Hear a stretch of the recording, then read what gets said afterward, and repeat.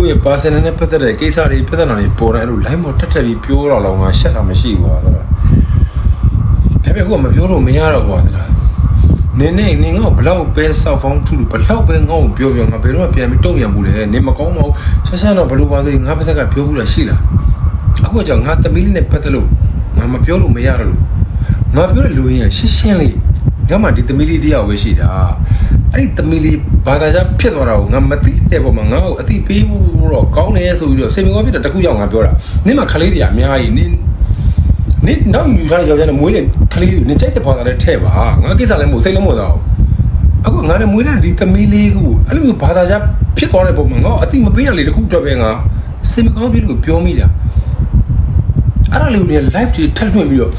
ငါအဖေမပြီးသားဘူးလို့ပထွေးလောက်တော့မကောင်းတဲ့အဖေလိုခလေးစားခြင်းနဲ့စားစရာတွေတော့မပုတ်ပေးဘူးတွေဘာတွေပြောတော့ကြတော့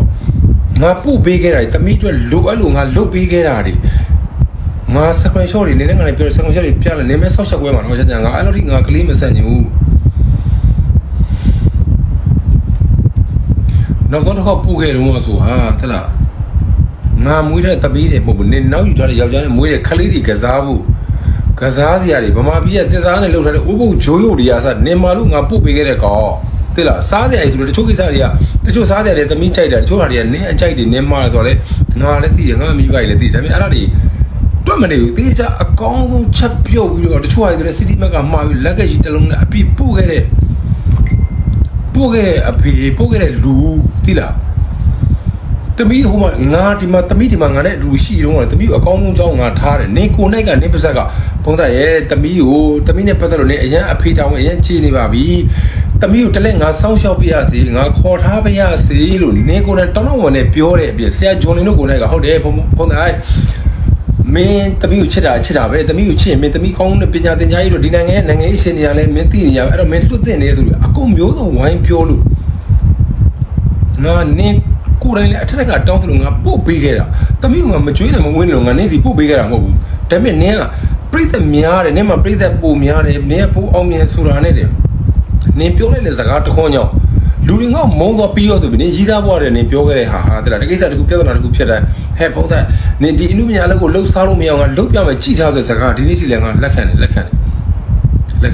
နင်းငေါ့ကိုနင်းငါနဲ့နှစ်ယောက်ကြားမှာဖြစ်တဲ့ပြဿနာတွေဘယ်တော့မှငါ့ကိုစောင့်မောလို့ငါဘယ်တော့တုံ့ပြန်ဘူးလေငါလည်းပြောလို့ရတာပေါ့နင်းတိတ်ခါကြငါသမီးလေးအမေနဲ့ငါသမီးလေးတိတ်ခါကြတယ်ဆိုလို့ဆိုရင်ငါမျိုးသိထားခဲ့တာတွေစက်ကွန်ရှော့တွေအကုန်ရှိတယ်ချင်းငါလည်းပြောလို့ရတယ်ကွာငါ့ကိုလည်းပါသက်ရှိရငါပြောလို့ရတယ်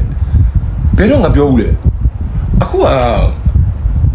ငါပဲအဖေးတောင်းမချီပုံလို့ဖခင်ကောင်းမပြီးသားလို့